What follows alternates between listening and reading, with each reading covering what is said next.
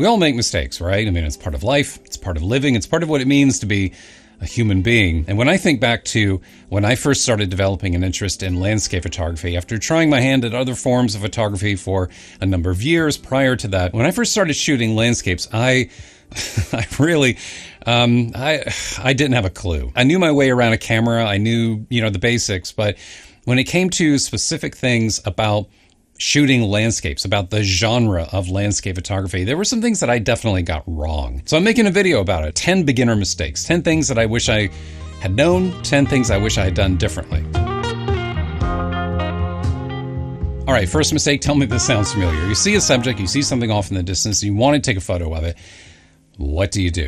If you're like most people, you may pull out your camera, pull out your smartphone, and then walk right up to it. Walk right up to your subject, stand a few feet in front of it. When you are, shooting, and if you find yourself close to a subject and you have to use a wide angle focal length in order to capture it, in order to get everything into the image that you want, I would bet you could probably create a better image, or at least an image that is just as good without the distortion and stretching, by just backing up a little bit and then zooming in. Just plant that seed in your mind if you can. Back up and zoom in. All you have to do is back up like about 10, 20 feet if you can. Granted, there are situations where you physically can't do it, but when you have space, I would bet you could probably create an image that is just as good with the same field of view by backing up somewhere around 10, 20 feet, increasing your focal length to around 35, 50, maybe even 70, something a little more standard. And you're still going to get everything in the shot because you backed up, but the image is not going to have the same amount of distortion and stretching in it. Okay, mistake number 2 is tangentially related to the first, and I want to begin by showing you this image here. Now, this is an image that I took a number of years ago in Lofoten, Norway. I have more to say about Lofoten, and I remember at the time when I was there, I wanted to capture the scale of the landscape. I wanted to capture how impressive and grand the landscape looks. And I bet a lot of us feel this way, right? Well, like when you're at the top of a mountain, you're at a vista, you're at some type of overlook, and you want to get everything in, right? It's just more of the same. It's redundant. I mean, just, look at the amount of redundant information that is around the corners and edges of this image. I'm just trying to capture everything. And in trying to capture everything, I'm basically capturing nothing. I ended up changing my lens. I got down into the water. I got down into the rocks, which was the right thing to do. Again, I'm not sure if I was really thinking that it was the right thing to do. I just did it. And I ended up shooting with more of a standard focal length. And I ended up, capturing the image that you see here. Now, granted, there are problems with the shot and the other one too. I mean, the color is lackluster. The light is pretty much non-existent. It's pretty flat. It's pretty drab. It's, neither one of these images are particularly great, but compositionally speaking, I gravitate much more towards the second one. To me, it's more impactful. It's more personal. It feels like it has more intent. Like I can feel more of the damp ground and the cold rocks and get a better sense for the scene, as opposed to one that just feels like it's like an observer from afar looking at the environment. That I can't engage with. But the second one, I feel more engaged with the image because it feels more intimate. So my advice when you're shooting landscapes, just always consider how a composition can be simplified. Just try to identify what's necessary, what's important, what's most interesting about your shot, about your scene, and try and identify anything in there that does not support that. Anything that is redundant, anything that is extra for the sake of extra, that doesn't bring anything more to the image. And try and focus in. Try to either change your focal length or change your position, whatever it is you need to do, just to strengthen the image and make it better. Next mistake that I made early on was something that I did when I first traveled to the beautiful state of Utah here in the United States. I love going to Utah. I've been there now multiple times over the years, but the very first time that I went there, I wanted to go and photograph Zion. I wanted to do Canyonlands. I wanted to do Arches. I wanted to do Bryce. I'm sure there's probably something in there that I'm missing, but I was so excited to go. And I had like a short time frame. I think I had like maybe a week, something like that. And I wanted to get it all in. So I wanted to get as many images as I possibly could, which meant moving around a lot.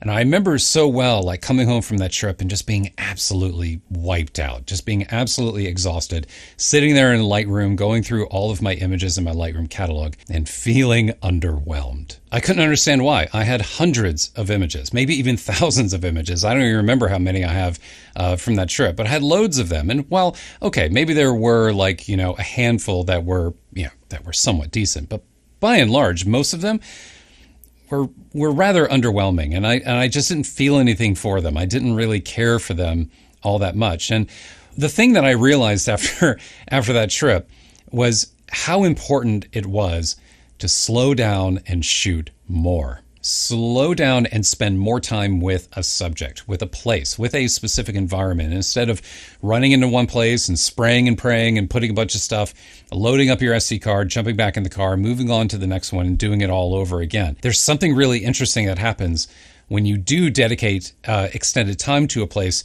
because you can watch how the light changes throughout the day. You can watch what happens when the sun moves across the sky and see how the contrast changes, how the light changes, how different subjects illuminate at different times of day.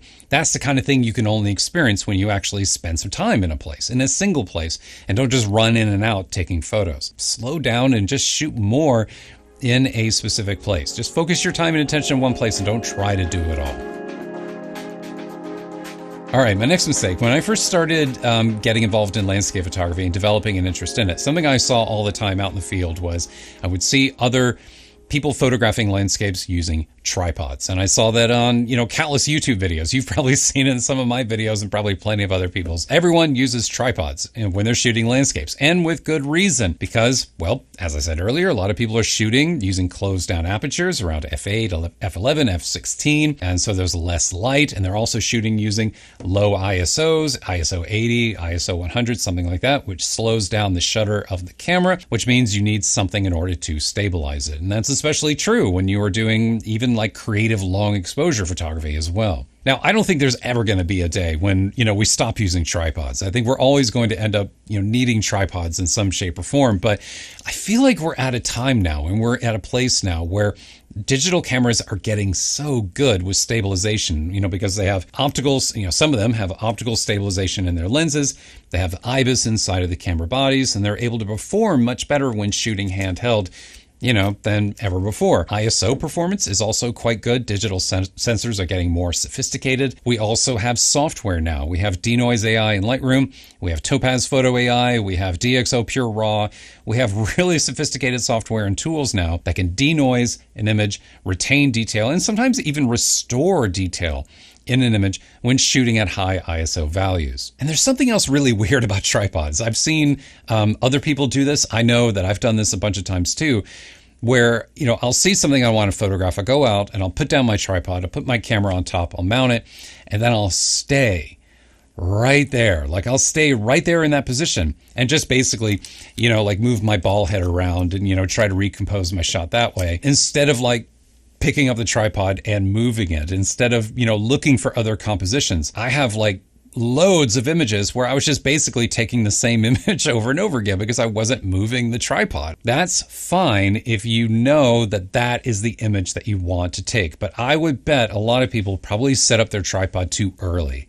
They probably come out, they drop the tripod down, they put their camera on, and they don't move. When what they really should have done is get rid of the tripod, pick up the camera, and just move around, freestyle with it. Like get low, get high, change position, change your focal length. Even if you don't keep any of those images, at least you're experimenting. At least you're trying out different options and the tripod isn't slowing you down. So if you're committed to the tripod, which I am too, by the way, then, save it for the end.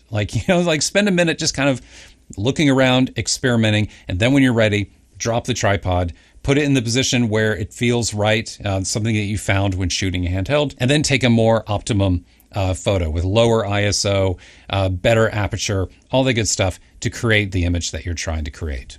Okay, so I have another really big landscape photography mistake when it comes to tripods that I'll share with you in a minute, plus other mistakes too. But first I need to tell you about the sponsor of this video, the place where I publish my photography online, Squarespace. Whether you are publishing a new portfolio of your photography, starting a small business, or launching a new creative project, you will need a website. And Squarespace makes publishing websites a breeze with beautifully designed, clean templates that look great, domain registration, email newsletters, and even e-commerce tools to help you sell your own prints, ebooks, and other digital goods. I especially like how easy it is to upload and organize images, and how just about everything with Squarespace is customizable. Oh, and Squarespace websites also look great on mobile. Try Squarespace for 30 days absolutely free by heading over to squarespace.com/Dominey. And whenever you're ready to publish, use promo code Dominey to get 10% off your first purchase of a website or domain.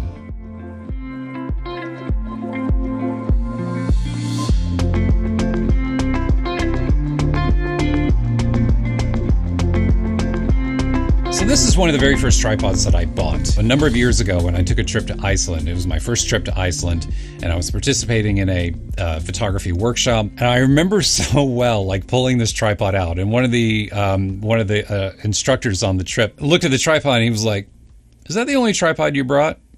I've made a big mistake. It had just really poor stability. It shook a lot, and it did not handle slopes well or hills well. So what I eventually got, I've had this for a number of years now, and you could tell just by looking at it, just how much longer the legs are on it. It is a little bit heavier. I mean, this is kind of a bear to be carrying around sometimes. You don't need to spend a bunch of money, but it is important to spend enough to get a decent quality tripod, because you're going to be using it outdoors, and odds are you're probably going to be using it with expensive camera equipment too. It's important, I think, to invest in a good quality tripod, and not just a good quality tripod, but one on the taller side as well. So that's my advice, and that's one of the mistakes I made early on by getting one of these. Okay for like general photography, but for landscapes, yeah, not so much. Okay, next mistake is something that I notice all the time when I look back through my older Lightroom library catalogs. I'll go back through there and I'll notice loads and loads of duplicate images where I bracketed my exposure. I just got in the habit of I should just always bracket. I should just always shoot multiple images just in case, filling up my SD cards with so many duplicate images, chewing up my hard drive with loads of them, and then I have to spend time going through and rejecting and deleting. And what I learned to do was recognize the situations where bracketing would be helpful. And this is really easy to do on your camera just by looking at the histogram on the back. Like if you see a full histogram, with wall-to-wall, tonal values at the far left and the far right, then yeah, there's a chance that you may clip your blacks or you may clip your whites when you're shooting. And it might be a good idea to bracket. But if you see, a histogram where most of your tonal information is sitting in the middle, you see like either a single hump or maybe like a couple of humps, but with space to the left and the right, the dynamic range of what it is that you're shooting fits within the dynamic range of your camera sensor, so there is no need to be bracketing. There's no need to be turning on that HDR mode. All right, my next mistake is something that I definitely burned some money on, something that I definitely wasted some money on early on, unfortunately. But the reason I did was because I was following best practices. I was following the advice of other photographers. I would read this stuff in books, blog posts, and this is a 35mm prime lens. Prime, of course, meaning it has a single focal length, and this is really I have one other, but this is really the only prime lens that I now use. All of my other prime lenses are gone. I've sold them all, and I had like 4 or 5 back when I first started getting involved and first started doing landscape photography. And the entire reason why I did was because, again, I would read online that prime lenses are better, than variable zooms.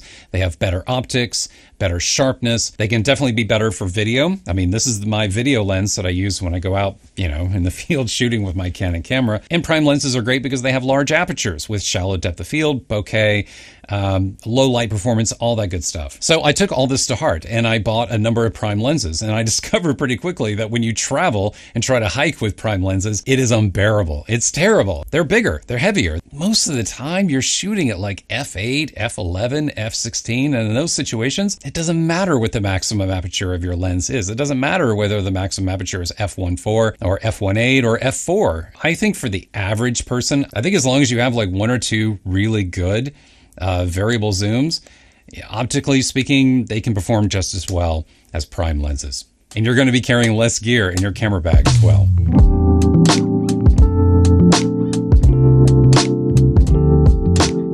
Okay, the next mistake that I made early on, and this is the one that I was referring to earlier in this video where I said I had more to say about photographing Norway. I think when I first got involved, I felt like I had to, go to these far-flung places. I had to, get my passport and get on a plane and go to these exotic locations like Iceland and Lofoten, Norway. And I was also planning a trip there to the Faroe Islands for a while. I mean, maybe someday I'll go there. I still want to go. It is so expensive to be doing that, especially coming from the United States. Maybe if I lived in Europe, it would be a different situation. But here, yeah, it not only takes a lot of time, but it also takes a fair amount of money too in order to be going out and doing these things. I spent too much money early on when, quite honestly, I just don't think I was ready for it. Like, don't get me wrong. I mean, that trip that I took to Lofoten and was inspirational. It was exciting. I had a great experience there. I thoroughly enjoyed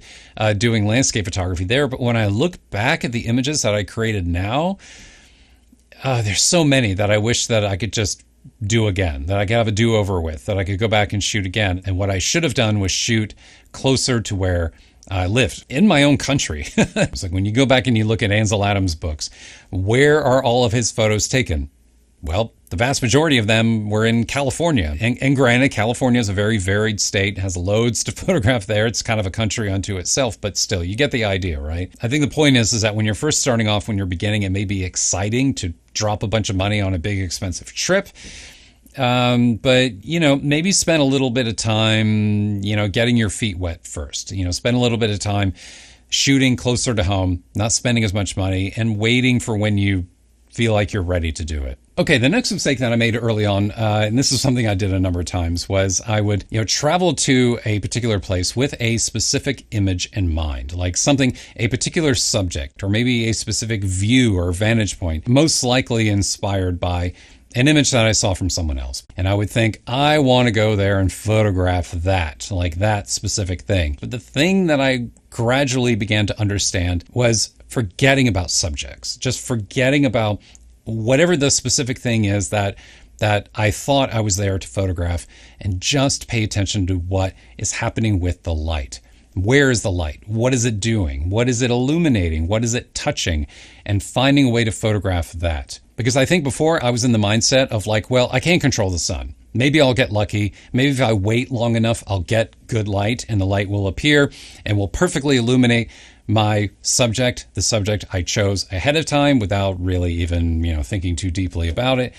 Maybe I'll get lucky. Maybe I'll get a good image. And if I don't, well, it's just how it goes. Sometimes you get bad light, right? I think sometimes that's true, but I think sometimes you have to work for it. I think sometimes you have to chase the good light. You can't just wait for it. You can't just expect it to show up. You have to go after it. Where is the light? What is it doing? What is it illuminating? What is it touching? And finding a way to photograph that. Okay, I have one more mistake to share with you, and it's a good one. But I just want to take a moment and just say thanks for being here. Thank you for making it this far in the video. And if you haven't already done so, please consider subscribing to my channel. It really would help me out. Take a moment and subscribe down below if you would. I would appreciate it. Okay, the final mistake that I used to make, well, at least the final mistake that I'm sharing in this video, I'm sure I could do a part 2. When you're working with natural light, the light is rarely neutral. Right?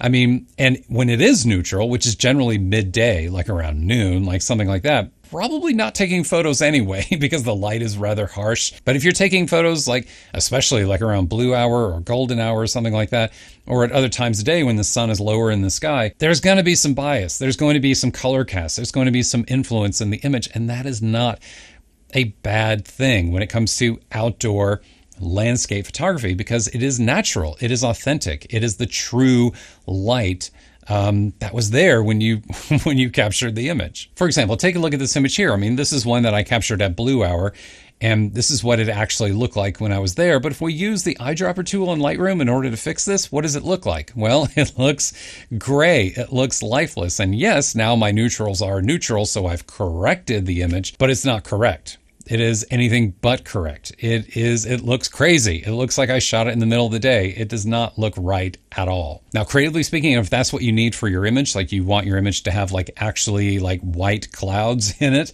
and you want your neutrals to be neutral and you want your colors to be accurate, then yeah, it makes sense to color correct the image. But I think the thing that I'm trying to like, throw a bucket of ice water on here is the idea that a correct image is a technically correct one, like one that has, the white balance fixed and the tint fixed and all that, and the neutral's neutral. That is not true at all when it comes to outdoor and landscape photography. It is more important, I think, for an image to feel right when you look at it than for it to be correct. There's a difference. It's like a subtle language thing. There's a subtle difference between it being right and it being correct. So, practical advice here, what I would recommend doing, something that I discovered when I would shoot video. I always shoot video using a color temperature of 5600 Kelvin because that is like, the most neutral white point that you can possibly shoot at. And so in order to keep all of my footage consistent, I would just shoot everything at 5600 Kelvin. If I needed to adjust some things later for creative reasons, whatever, I would do that.